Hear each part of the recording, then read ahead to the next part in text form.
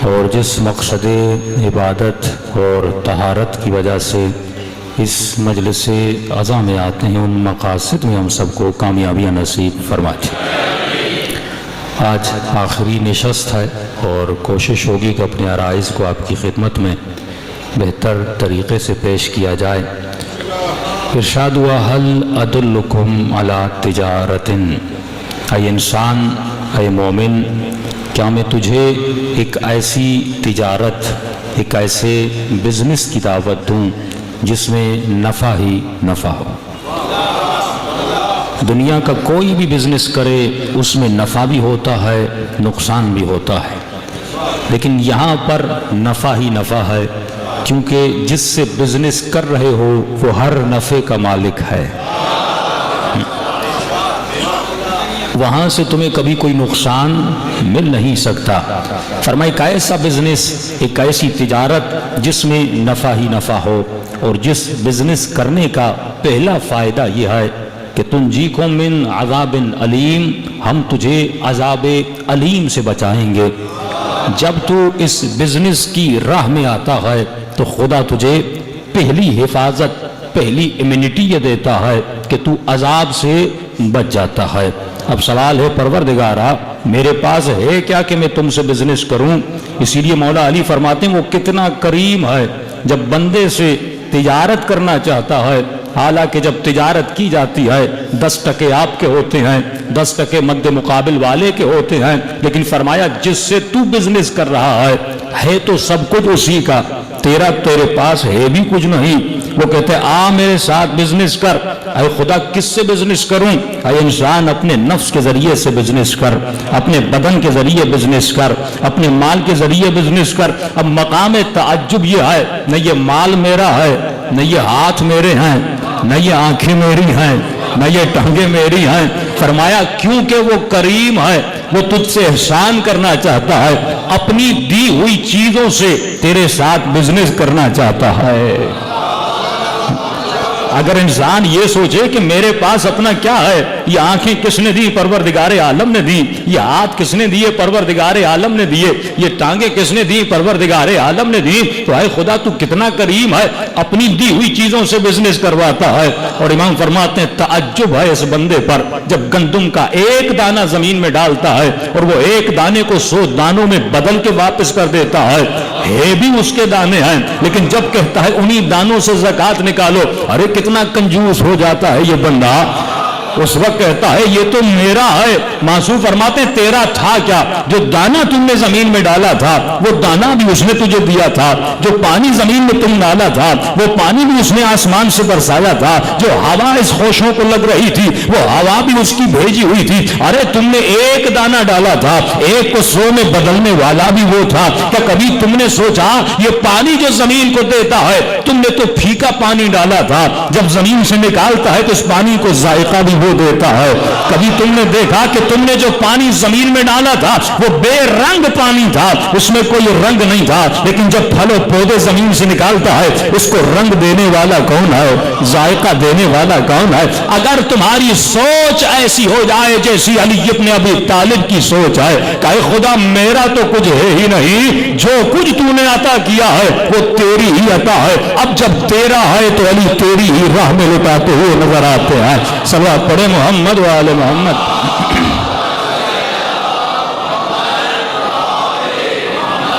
کیونکہ آخری مجلس ہے، چند علمی نکات کی طرف آپ کو متوجہ کرنا چاہتا ہوں۔ میں نے مشہور جملہ ہمیشہ کہتا ہوں ہم ہیں لفظوں کے پجاری، ہم نے کبھی تصورات کے اندر نہیں گئے۔ میں ہمیشہ اپنے سے شروع کروں کہ جب تعارف ہوتا ہے بھائی آپ کے سامنے علامہ عارف کاظمی صاحب آ رہے ہیں، حالانکہ کہنے والے کو بھی نہیں پتا کہ علامہ ہوتا کون ہے۔ ہم ہیں لفظوں کے پجاری، کہتے جاتے ہیں، القاب دیتے جاتے ہیں۔ اب ان کا کیا قصور جب انہوں نے دوسروں کو لقب دینا شروع کر دیا، جب تو ہی لقب شناس نہیں تھا۔ علامہ کا مطلب کیا ہے؟ علامہ کسے کہا جاتا ہے؟ علمی اعتبار سے علامہ اسے کہا جاتا ہے جس نے کم از کم 100 کتابیں لکھی ہوں۔ امام خمینی کی شخصیت کتنی بڑی ہے، کبھی خود کو علامہ نہیں کہلایا۔ آغائے دستغیب کبھی علامہ نہیں کہلایا، آیت اللہ بہجت کبھی علامہ نہیں کہلایا، مرجع تھے پر علامہ نہیں تھے، مجتہد تھے پر علامہ نہیں تھے، لیکن علامہ امینی خود کو علامہ کہلوایا کیونکہ کم از کم انہوں نے 100 کتابیں لکھی، علامہ مجلسی کم از کم 100 کتابیں لکھی۔ جب کوئی کتابیں لکھ لیتا ہے تب اس پر یہ لقب صدق کرتا ہے، ورنہ آپ لقب رکھتے رہیں، کسی کا نام شیر علی رکھ دو تو نام رکھنے سے کوئی شیر علی بن جاتا ہے؟ نام سے کچھ نہیں ہوتا، کام ہے کہ نہیں ہے، معنی ہے کہ نہیں ہے، تصور ہے کہ نہیں ہے۔ تو امام فرماتے ہیں نام پرس نہ بن، تصور کے پیچھے جا۔ جب تصورات کو پرکھنا شروع کرے گا تجھے وہ مطالب ملیں گے جس کا تصور تم نے زندگی میں نہ کیا ہو۔ صلوات پڑھے محمد و آل محمد۔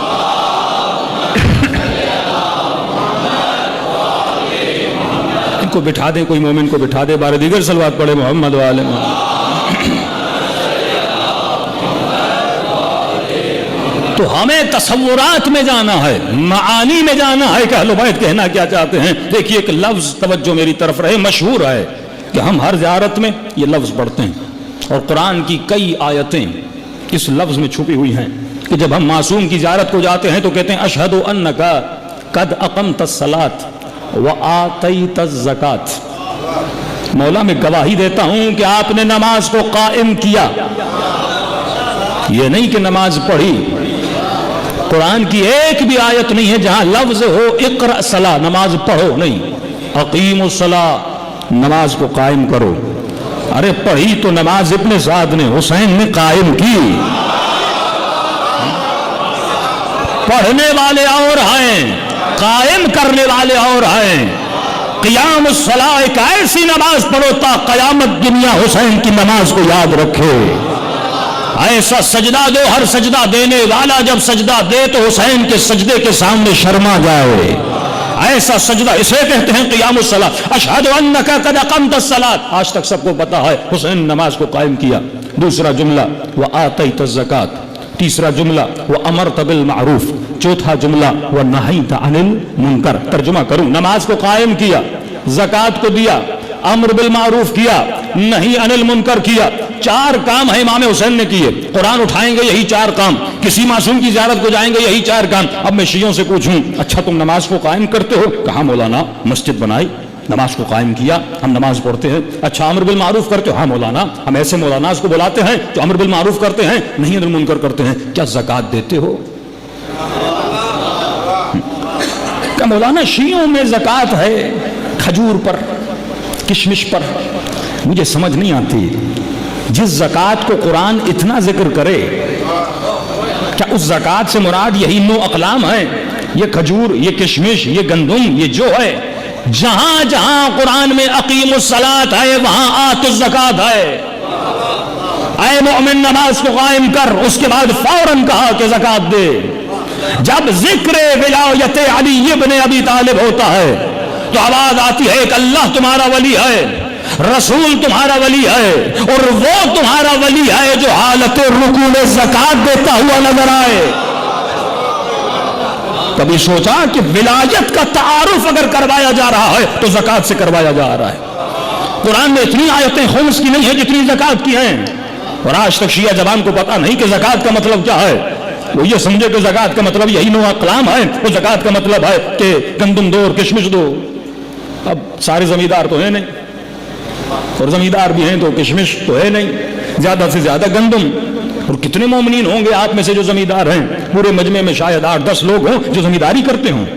تو پھر قرآن میں زکوٰۃ کا اتنا ذکر کیوں ہے کہ امام کا تعارف زکوٰۃ سے، ولایت کا تعارف زکوٰۃ سے، نماز کے بعد زکوٰۃ؟ علماء فرماتے ہیں یہاں زکوٰۃ سے مراد وہ زکوٰۃ نہیں جو تو سمجھ رہا ہے، وہ زکوٰۃ کا جز ہے جو گندم سے نکالی جاتی ہے، وہ زکوٰۃ کا جز ہے جو کشمش سے اور کھجور سے نکالتے ہو۔ یہاں زکوٰۃ سے مراد خیرات ہے۔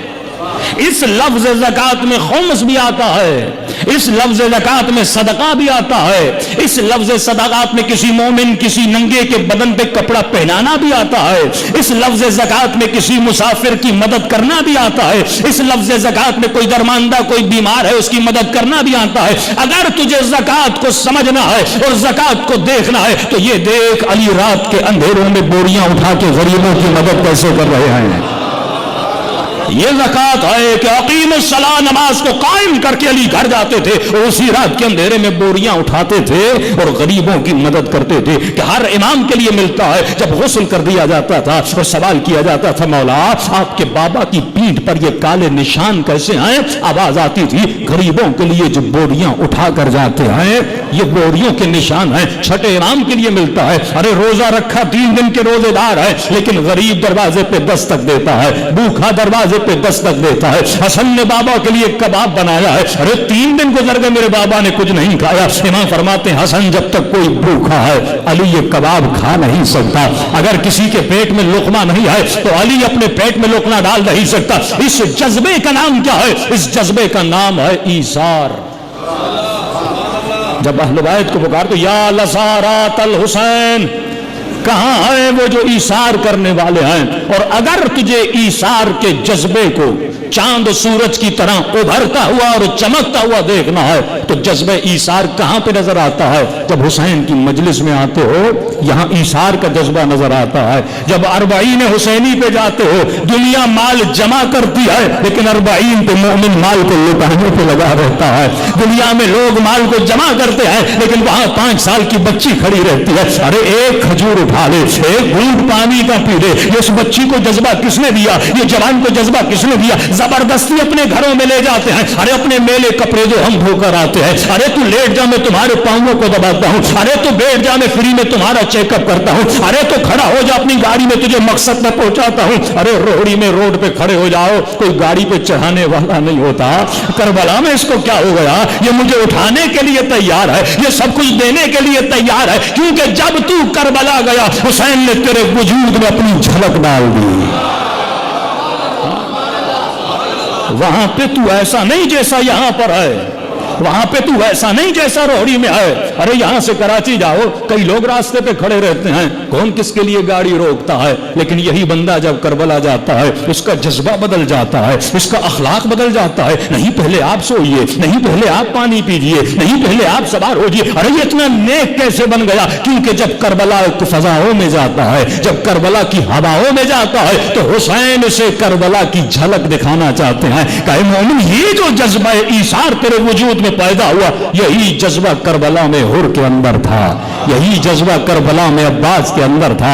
کہ عباس پانی پر پہنچ چکے, چلو میں پانی کو بھر لیا لیکن پانی پی نہیں رہے کیونکہ ایثار کا تقاضا ہے. اگر بھائی پیاسا ہے تو تجھے پانی نہیں پینا, اگر سکینہ پیاسی ہے تو تجھے پانی نہیں پینا. یہی ایثار کا جذبہ یوم عاشور کو بعض مومنین اپناتے ہیں کہ مومن فاقہ رکھتا ہے. ارے روزہ رکھنا حرام ہے لیکن کہتا نہیں مولانا میں شام تک بھوکھا رہوں گا. کیوں بھوکھا رہے گا؟ کہ 1400 سال پہلے میرے حسین کو پانی نہیں ملا تھا, میرے آقا کو کھانا نہیں ملا تھا. یہی جذبہ ایثار ہے. تو آپ نے دیکھا یہ جھلک ہے. کربلا 40 آج کے زمانے کا ایک معجزہ ہے. یعنی 40 میں آپ کو معاش نظر نہیں آتا, بس معاد نظر آتا ہے. اگر وہاں فکر معاش ہوتی ہر کوئی بچانے میں لگا ہوتا, لیکن وہاں معاد کی فکر ہے, قیامت کی فکر ہے, قبر کی فکر ہے. ہر مومن لٹانے پہ لگا ہوا ہے. صلوات پڑھے محمد و آل محمد.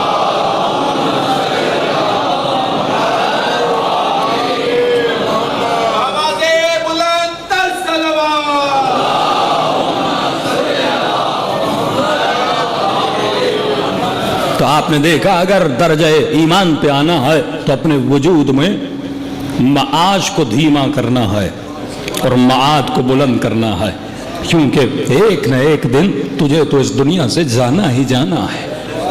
ایک نہ ایک دن تجھے تو اپنی جان کو دینا ہے, اور جان جس رب الارباب کو دو گے وہ آواز دے گا میں نے تو تجھے آفر دی تھی کہ میرے ساتھ تجارت کر, تو اپنی تجارتوں میں لگا تھا, تو دنیا والوں کے ساتھ بزنس کر رہا تھا. اے کاش علی کی طرح اللہ کے ساتھ بزنس کرتا. کئی لوگ اعتراض کرتے ہیں نا کہ مولا کے ہاتھوں میں رسیاں تھیں تو علی نے تلوار کیوں نہ اٹھائی. ارے تلوار وہ اٹھائے کہ جب علی کے بدن پہ حملہ ہو, تلوار وہ اٹھائے اگر کوئی مجھے مارے میں دفاع کروں گا کیونکہ یہ میرا بدن ہے, لیکن وہ علی جو اپنا سب کچھ شب ہجرت بیچ چکا. اب اگر کوئی کچھ علی کو کہے یہ علی کو نہیں کہہ رہا, جس نے علی کو علی سے خریدا ہے. یہ ہر بات اس کو جا رہی ہے. تو انسان وجود میں معاد کو پیدا کر، اپنے بچوں کے دلوں میں قیامت کا خوف، یوم قیامت کی بیداری ڈال. لیکن ذرا غور کر اہل بیت کے کلام پہ اتنا ذکر زکوٰۃ کیوں ہے؟ کیونکہ جب تک زکوٰۃ کے پابند نہیں بنو گے وجود میں جذبہ ایثار نہیں آئے گا. ایثار کا مطلب کیا ہے؟ یعنی مقصد زندگی یہ ہو، اگر خود جنتی ہو تو آخر دم تک کوشش کرو کسی ایک اور کو بھی جنتی بناؤ. میں نے شفا اور وطر کا ذکر کیا تھا نا کہ اگر شفیع بننا چاہتے ہو کسی کے تو یہی دنیا سے شفیع بنو. وطر ایک، شفا دو. جب کوئی شفیع بنتا ہے اس میں دو بندے ہوتے ہیں، ایک شفاعت کرنے والا، ایک شفاعت لینے والا. تو معصوم فرماتے اگر تو دنیا میں کسی کا شفیع بنے گا تو ہم آخرت میں تمہارے شفیع بنیں گے. مولا میں کیسے کا شفاعت کا مطلب کیا ہے؟ شفاعت کا مطلب یہ ہے کہ تم کسی کو جنتی بناؤ. اہل بیت قیامت میں جب میری آپ کی شفاعت کریں گے تو ہم جنتی بنیں گے. تو فرمایا تو دنیا میں میرے چاہنے والوں کی شفاعت کر.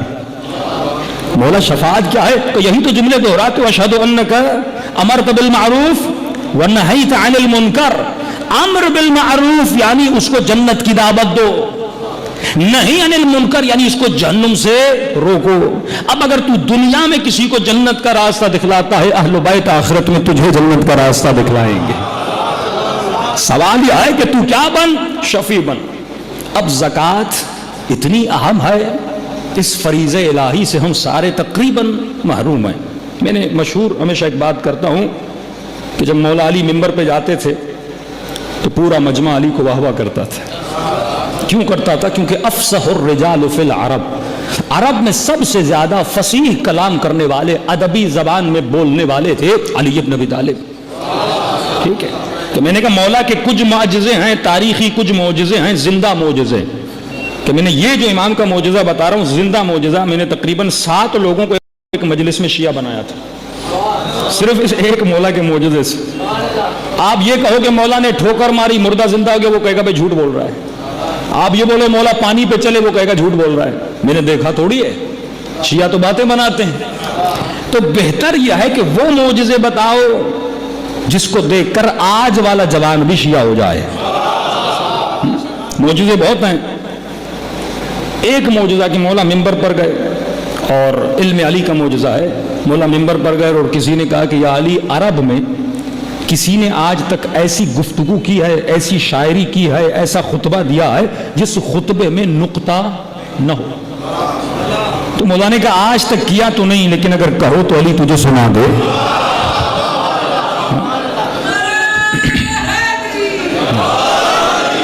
آج تک کسی نے ایسا کلام کیا نہیں، اگر کہو تو علی سنا دے. اسی وقت مولا نے 1.5 صفحے کا خطبہ پڑھ ڈالا. پھر کسی نے کہا یا علی، اب لوگ حیران رہ گئے کیونکہ آپ مجھے بولیں کہ مولانا ایک لائن بولیے جس میں نقطہ نہ ہو. اب میں کہوں گا تو میں 2 نقطے آ گئے، آپ کہوں گا آپ پہ میں 3 نقطے آ گئے. آپ سے 5 منٹ بھی مانگ لوں پھر بھی میں کر نہیں سکتا. لیکن علی وہ ہے جب بولتے ہیں تو سوچنے کی ضرورت نہیں ہے.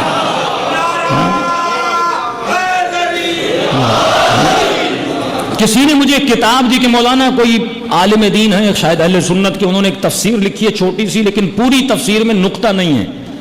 میں نے کہا لکھ تو کوئی سکتا ہے، ہم یہ نہیں کہہ رہے کوئی لکھ نہیں سکتا، لیکن سوال جب اس نے لکھی تھی تو سوچ کے لکھی تھی نا.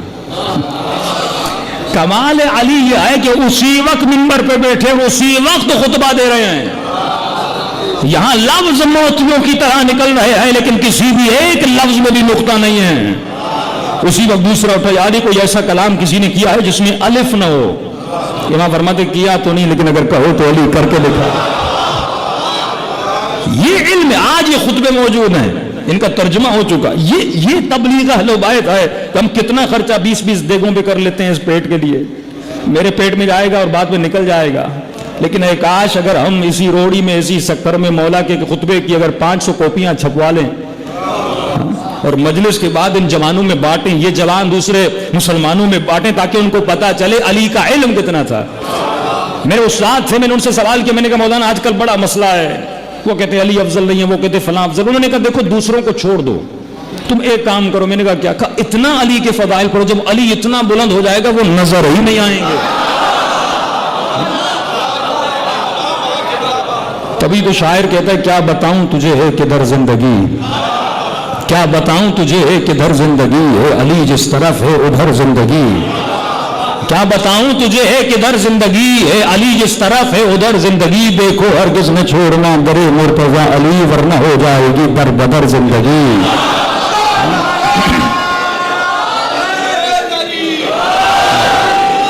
تو یہ ہیں اہل بیت کے زندہ معجزے جو آج بھی موجود ہیں۔ دوسرا اہل بیت کے معجزے وقت نہیں، اس پہ ایک اشرا درکار ہے جو طب اہل بیت، ایک نیا اہل بیت کا معجزہ ہے، پھر کبھی زندگی رہی تو اس ٹاپک پہ میں پڑھوں گا۔ وہ اس لیے میں نہیں پڑھتا کیونکہ مومنین فوراً کہتے ہیں مولانا پھر ہمیں چاہیے، میرے پاس ہوتی نہیں ہے، تو میں کہتا ہوں جب مولا کا معجزہ پڑھوں تو وہ معجزے ساتھ لے کر آؤں تاکہ اس کے بعد مومنین کو دیا بھی جائے اور ان کو شفا بھی ملے، یہ ہیں اہل بیت کے زندہ معجزے۔ انسان کو آنا چاہیے کہ مجھے اہل بیت کی تبلیغ کیسے کرنی ہے۔ فرمایا زکوٰۃ، یہ علی کا معجزہ تھا، علی علم کی زکوٰۃ بھی دیتے تھے، علی اپنے مال کی زکوٰۃ بھی دیتے تھے۔ اب مومن یہ سوچے کہ مولا جب ممبر پہ جاتے تھے افصح الرجال فی العرب، عرب میں فصیح ترین، جس طرح آپ مجھے واہ واہ کر رہے ہیں، تصور کریے جب علی بات کر رہے ہوں تو عرب علی کے لیے کتنی سبحان اللہ کہتے ہوں گے، لیکن یہی مولا علی واہ واہ کرتے تھے اور مولا مجلس کے بعد کہتے تھے کہ جنگ پہ جانا ہے، شام کو آ جانا۔ وہ علی جب خطبہ دیں تو اتنا مجمع، لیکن جب جنگ کا اعلان کرتے تھے کوئی کہتا تھا یا علی سردی بہت ہے، کوئی کہتا تھا یا علی گرمی بہت ہے۔ تو مجمع کا خطیب کو سننے آنا یہ اور ہے، علی کو بھی سنتے تھے، اہل بیت کو بھی سنتے تھے، لیکن جب اہل بیت لوگوں سے کچھ مانگتے تھے، ایسے تو اللہ اللہ سب کرتے ہیں، لیکن اللہ کہے کہ مجھے کچھ دے، اتنا جگر بھی ہو نا حسین کی طرح سب کچھ دے دے۔ ہدف زندگی ہے ایثار، مقصد زندگی ہے قربانی، کہ اے بندہ خدا، وہ خدا جو حسین سے اکبر مانگے، جو حسین عصمت پر رہے ہیں، جس حسین نے سجدے کیے، جس حسین کا تو سب کچھ تھا ہی اس رب کا، وہ خدا جو حسین سے قربانی مانگے، یہ تم سوچ بھی کیسے سکتے ہو، تم سے قربانی نہیں مانگے گا۔